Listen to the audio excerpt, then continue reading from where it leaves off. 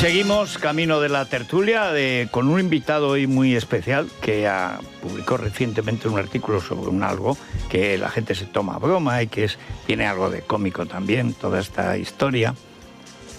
A mí me recordaba la película que hicieron de South Park, cuando declaran la guerra a Canadá.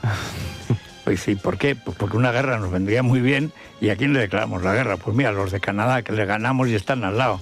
No hay que moverse mucho y tal. Bueno, pues Groenlandia está ahí.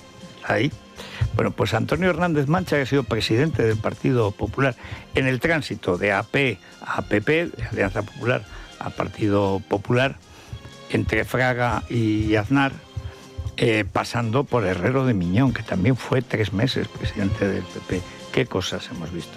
Pero es abogado, un buen abogado de familia de grandes abogados, y escribió un artículo en El Debate sobre por qué a Groenlandia le iría mucho mejor con Estados Unidos.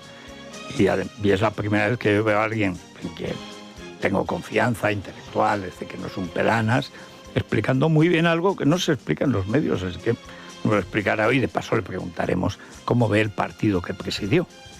Bueno, hoy es un día en el que sigue lloviendo, vuelve a nevar en cotas más bajas, a partir de 800 metros, sobre todo la mitad norte de la península. Cuando dicen la mitad se incluyen el sistema ibérico que llega a Cuenca, que está un poquito más abajo de la mitad, pero vamos, en los sitios donde nieva pues va a seguir nevando más que ayer, menos que anteayer, pero seguramente más que ayer.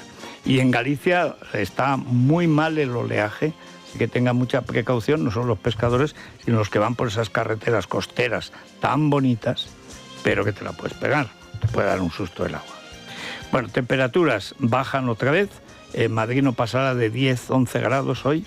La máxima nacional vuelve a Canarias, Santa Cruz de Tenerife, pero igual que Murcia ayer, 25 grados, y la mínima, pues perfecta, diría Álvarez, ni frío ni calor, Ávila 0 grados.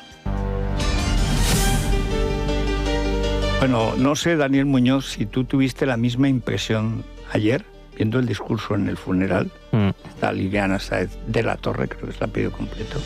Qué impresionante. Sí. Por el contenido y también por la entereza, que no es fácil en un momento así. No perdió la palabra, debe ser o su marido o su... El hermano. Ese hermano. Que no hacía falta el lenguaje de signos. El hermano estaba tan emocionado con lo que leía la hermana, que no hacía falta. Y qué bien estuvieron los reyes, sin hablar de política, solo abrazándose las víctimas. Qué gran discurso hizo. Qué gran discurso. Yo creo que no hay en las Cortes nadie, o 2, 3 personas, no más, Cayetana y alguno más, capaces de hacer un discurso en lo religioso, en lo moral y en lo político, sin necesidad de ser partidista. ¡Qué discurso tan extraordinario! Uno tenía la sensación, que viene ya del poema del Cantar de Mío Cid, que estamos hablando de hace casi 1000 años, que es donde viene esa frase, Dios, qué buen vasallo, si hubiese buen señor. Pues qué buenos vasallos son los españoles si tuvieran gente, los que los dirigen, señor. Llamar señor a Sánchez es una imprecisión lamentable, es como llamar señor a Puente. Hombre, tú a un mulo no le puedes llamar señor, puedes llamarle señor mulo, pero ante todo mulo. Bueno, pues eso, lo suyo son las coces, no el señorío. Pero es verdad, que qué bonito además quedó el funeral. Lloraban los obispos, ¿para qué un obispo llore? Madre mía, que son, como el pie de San Pablo y el cogote de San Pedro, más duros que el pedernal, con su crucecita y tal. Lloraban los obispos. Los ciegos ven, los cojos andan y los obispos lloran. Pero es que era de llorar de emoción. Qué bien estuvo el funeral, qué bien estuvo. Y qué bien estaban los reyes. 57 son 58 los años. 58, sí. Del 68, menudo año. En fin, dio de todo, lo bueno y lo malo, hasta hoy mismo. Pero vamos a repasar lo que sucedió ayer. Ya digo que no sé qué me gustó más, sinceramente. Ver a los reyes callados, que es cuando están estupendamente con las víctimas, la ovación que recibieron al llegar y al salir. Es decir, la gente quiere a la corona cuando la corona se deja querer. Es muy sencillo, se demostró ayer. Y quieren que esté con ellos, no con el gobierno. Esto, con suerte, hasta Villarino en algún momento lo entenderá. Pero vale la pena recordarlo, lo pueden ver en Libertad Digital, en YouTube, estamos en YouTube, les animo a que se apunten a YouTube y además porque recibirán todas las novedades. La última de Dieter Brandau de esta mañana es los esclavos de Cuba. De Cuba. Porque en Cuba ahora sí que hay esclavitud. Antes eran algunos, ahora son muchos más. Pero recordemos lo que se sucedió ayer en Huelva. 4.300 personas rindieron un sentido homenaje a las 45 víctimas mortales de Adamuz en ese funeral oficiado por el obispo de Huelva y presidido por los reyes. Durante cerca de una hora, don Felipe y doña Leticia, que fueron ovacionados, consolaron uno por uno a los familiares. En representación de ellos habló Liliana Sáenz, hija de Natividad de la Torre, que perdió la vida cuando viajaba en el tren Albia junto a sus 3 nietos. En un discurso muy emotivo exigió conocer la verdad para que se haga justicia y se depuren responsabilidades. A la misa no asistieron ni Pedro Sánchez ni Óscar Puente. En el Senado, el ministro de Transportes se victimizó, elogió su propia gestión y atribuyó a Mariano Rajoy el estado de la red ferroviaria. La oposición en bloque y socios del Ejecutivo como Junts exigieron su dimisión. También somos las 45 familias que lucharán por saber la verdad, porque solo la verdad nos ayudará a curar esta herida que nunca cerrará. Sabremos la verdad. Lucharemos para que nunca haya otro tren.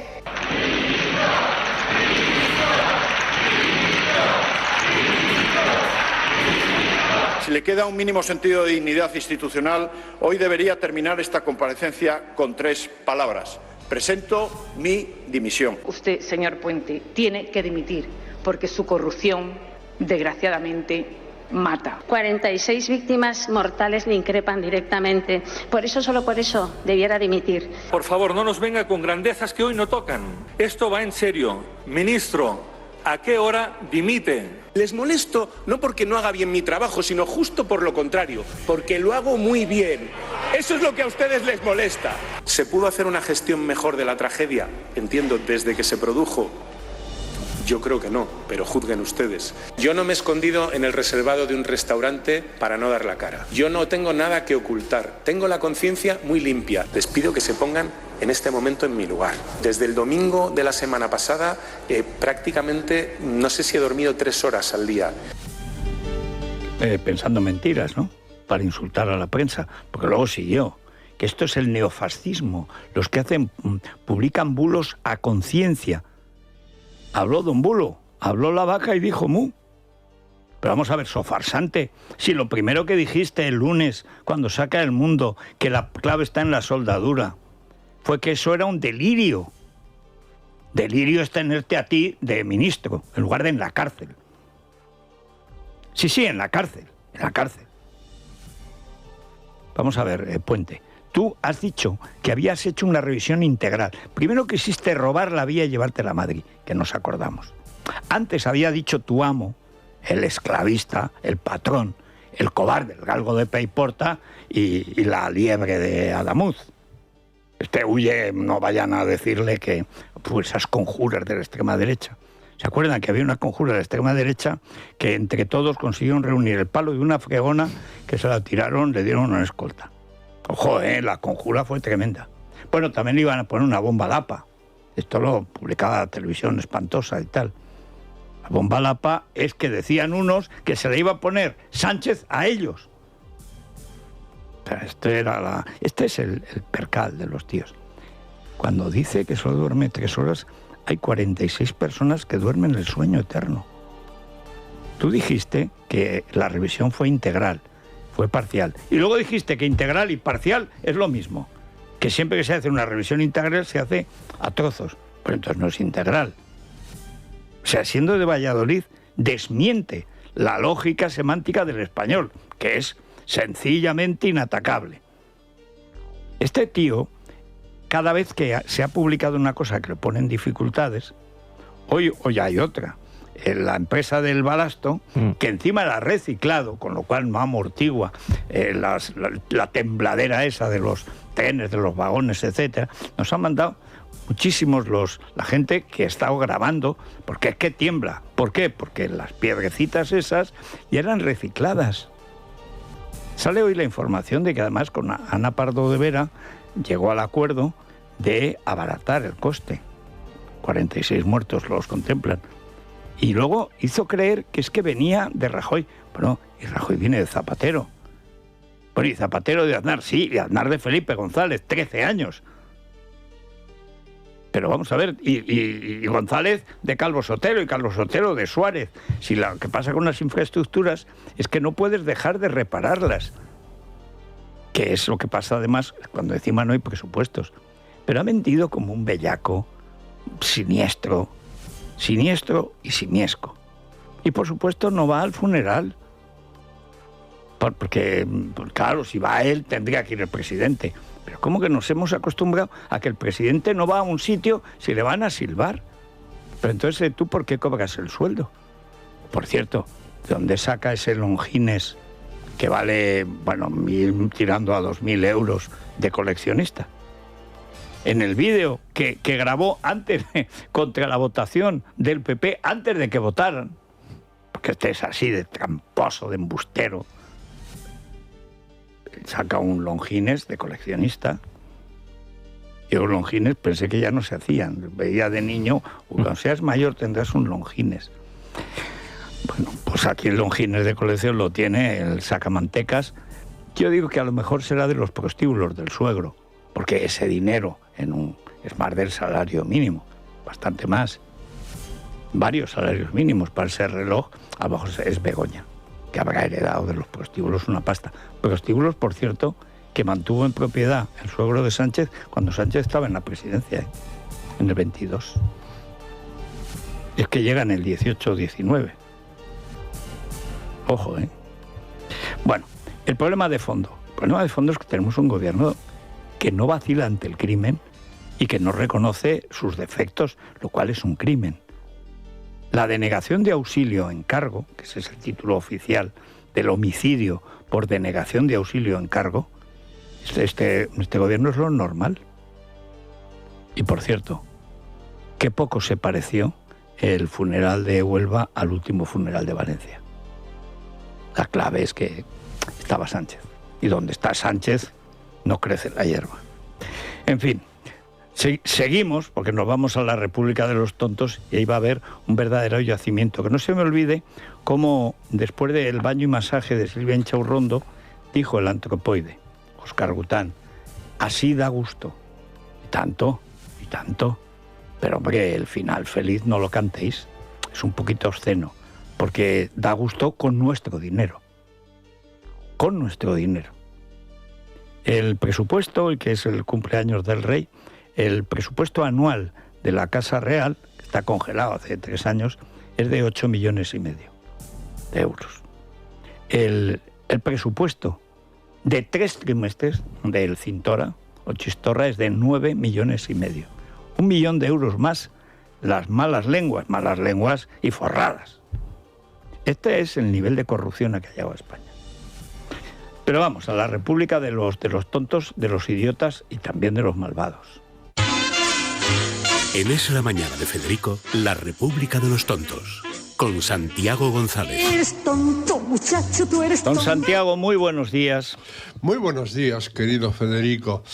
Pues tienes razón en lo que venías diciendo. La misa funeral presidida por los Reyes y celebrada ayer en Huelva demuestra la pertinencia de la convocatoria, que tuvo 2 momentos cumbre.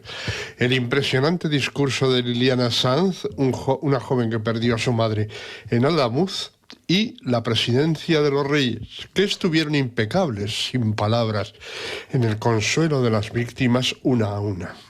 ¿Y cómo los ovacionaron? Al llegar y al irse. Sí. Cuando vieron que se iban discretamente, ¿eh? Bueno, enseguida la gente reaccionó. Es que eso es la función de la corona. Sí. Ahí estuvieron, la verdad. No lo estuvieron perfectos. Es que además, es que lloraban. Hubo un momento que lloraban. Ya te digo, yo estoy atónito. Vi llorar a un obispo. Sí. Un obispo llorando. Bueno. A lo mejor hasta tiene remedio la COPE dentro de unos años. Bueno, eso es que estaría de baja Villarino. Sí, probablemente estaría con Cobo, con su amigo Cobito. Más que cardenal Moratón. Sí, pues el contrapunto a la misa funeral de Huelva fue la comparecencia de Óscar Puente en el Senado. Un catálogo de baladronadas y estupideces autosatisfechas y al mismo tiempo autoconmiserativas. Me piden la dimisión porque lo estoy haciendo muy bien. Y desde el domingo no he dormido 3 horas diarias, mientras ustedes duermen a pierna suelta, dijo a la oposición. Bueno, la oposición, que en el Senado es mayoría. Y de paso, una operación inverosímil, la de imputar al gobierno del PP el descuido de las vías, no a los 8 años que llevan ellos en el gobierno.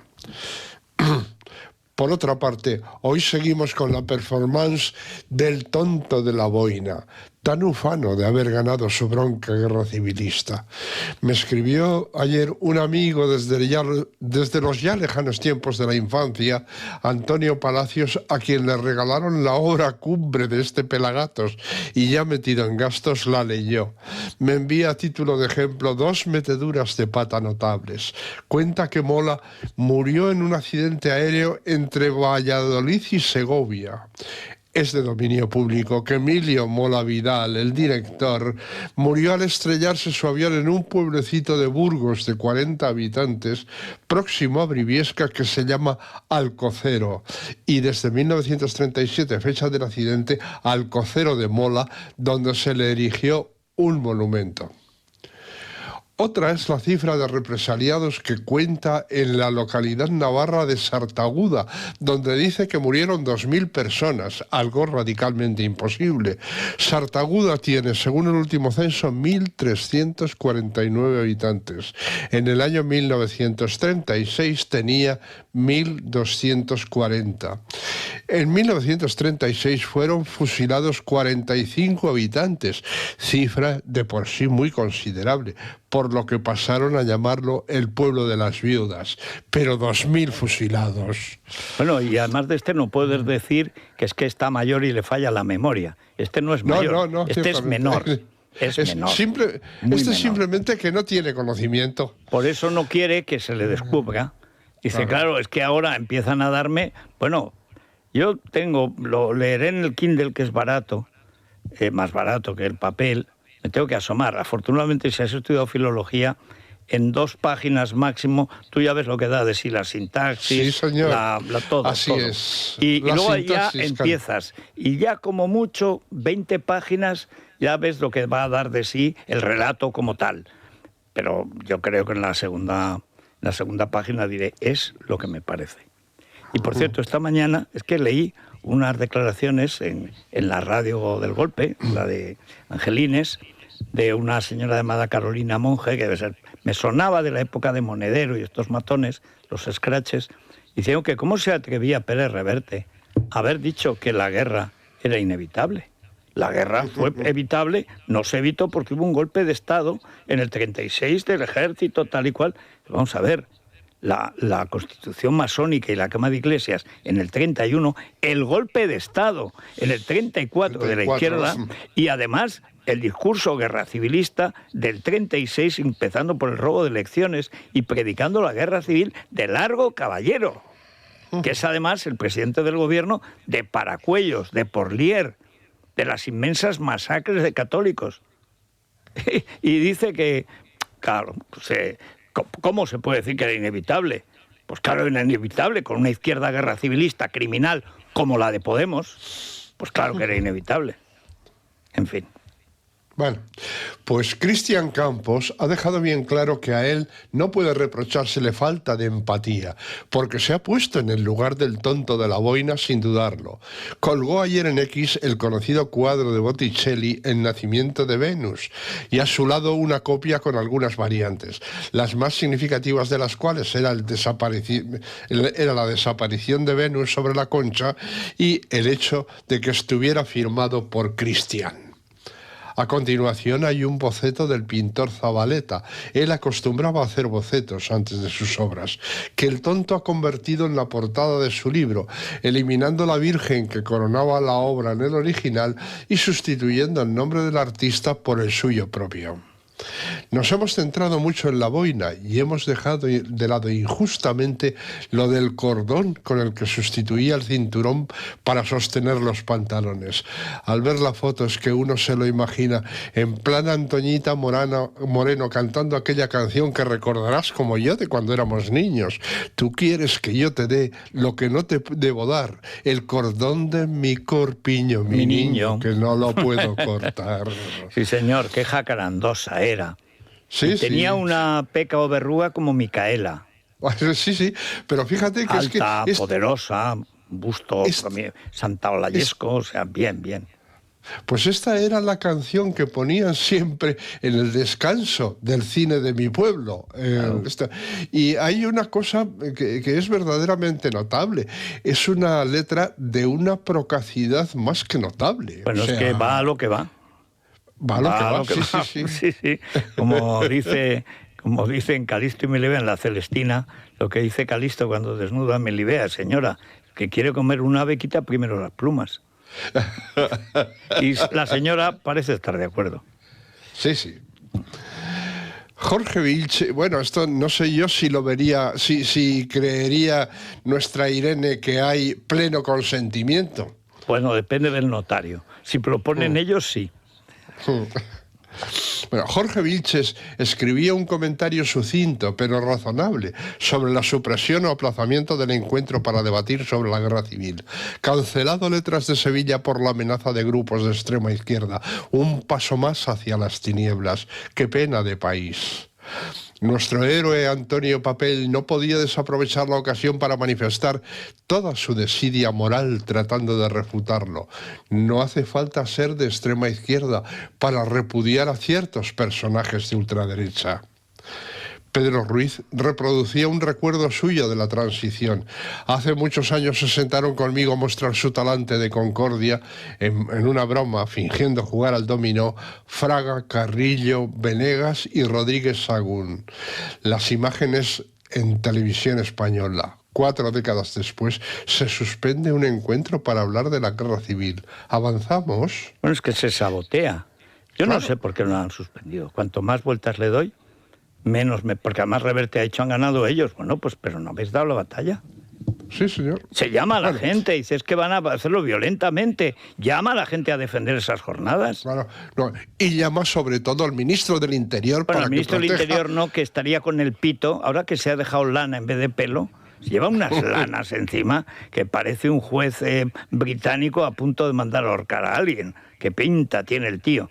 Pero es igual, gente que está hasta las narices de los matones, de los scratches, que encima son 4 gatos cobardes y miserables. O sea, bueno, y además un paso atrás ni para tomar impulso. Exactamente. Hay poco antifranquista de verdad, ¿eh? Porque si no, eso ni se duda. Eso es verdad. En la misma línea, Víctor Amela, que lleva décadas haciendo unas excelentes entrevistas en la contra de La Vanguardia, es sorprendente en La Vanguardia y todavía no lo han echado. Bueno, es que ni han quitado las cartas del director. Yo lo leo siempre, es lo único que leo de La Vanguardia porque insultan al periódico. Pero no sabes cómo lo ponen. Además, gente que escribe bien en español. Sí, pues Víctor Amela recordaba: crecí en mi adolescencia viendo La Clave, donde José Luis Balbín reunía a Enrique Lister y Ramón Serrano Suñer, Alfonso Guerra y Fernández Cuesta, Carrillo y Pilar Primo de Rivera, y aprendí que toda idea tiene su reverso en contra. Esto hoy es subversivo, revolucionario, triste, ¿no? Pues eso, Víctor, es porque la izquierda de entonces, Lister, Guerra y Carrillo, eran unos cagones. Ah, si hubiera vivido entonces el tonto de la boina. A él se la iba a colar Balbín con aquel programa que puso en marcha para blanquear el franquismo. Bueno, y mira que era de izquierdas, Balbín, ¿eh? Pues sí, salían Heleno, Saña, salía gente como de la Alemania del Este. Había gente muy improbable, la verdad. Pero como había varios, siempre había sobre 7... al menos 2, digamos, eran decentes. Dice 2 a 5, no, porque luego Balbín, como era tan civilizado con la pipa y tal, acababas estando relajado, a gusto. Yo estuve en el último programa de La Clave que hizo Balbín ya en Antena 3, de televisión. Lo tengo por ahí grabado. Y era una sensación de que esto empezaba a irse a freír espárragos, pero de verdad, ¿eh?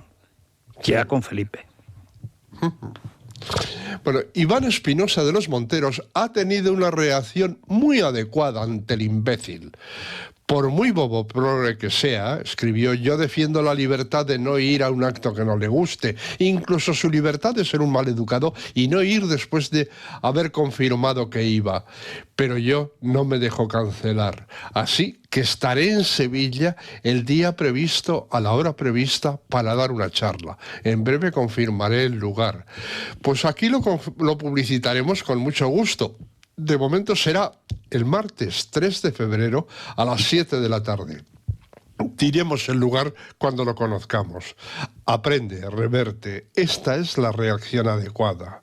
Por cierto, además de los ponentes que citábamos ayer, también van a hablar sobre la guerra civil Antonio Lucas y Pachi López. Bueno, el aniversario de Paracuellos. Tremendo. Pues 90 años que se cumplen este año de Paracuellos. Y Reverte no había pensado en Pedro Corral, uno de los escritores que más y mejor han reflexionado sobre la guerra civil. Tampoco he visto a César Alcalá, que es de los que mejor han notariado, o Barraicoa, la represión en Barcelona, que es donde yo en la memoria del comunismo más encontré material, era precisamente que algunos son carlistas catalanes, porque el carlismo siempre tuvo mucha importancia en Cataluña, antiliberal, como es lógico, como la Iglesia, etcétera. Pero en la investigación hay bastantes, y la verdad es que son los que todavía van a misa, todavía hay sitios religiosos en Cataluña, cada vez menos, muy pocos, pero es muy impresionante la documentación que hay, totalmente desconocida, porque hace muchos años que aquí de la guerra civil ya no se habla, más que los que nos empeñamos en recordar a las víctimas, claro. Claro. Rosa Díez definió con bastante precisión a José Luis Rodríguez Zapatero. No debe sorprender que quien legitimó a ETA, deslegitimó la transición, instauró los escraches al PP tras los atentados del 11M, resucitó las dos Españas y la confrontación entre españoles, sea además un comisionista. Quien puede lo más, puede lo menos.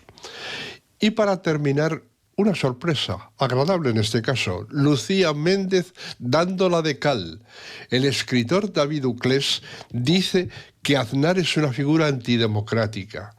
Aznar fue presidente del gobierno de España votado por los españoles ya muy avanzada la etapa democrática.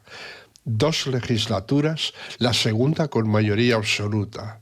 Igual los planes de estudio no enseñan esto. Hombre, eso tiene una razón, digamos. Me alegra que sea de la de cal y no como habitualmente la de tierra, que no arena. Y es que ella trabajaba para Miguel Ángel Rodríguez en presidencia del gobierno. Sí, es verdad. Claro. Entonces, claro, algo tiene que quedar de aquellos amores.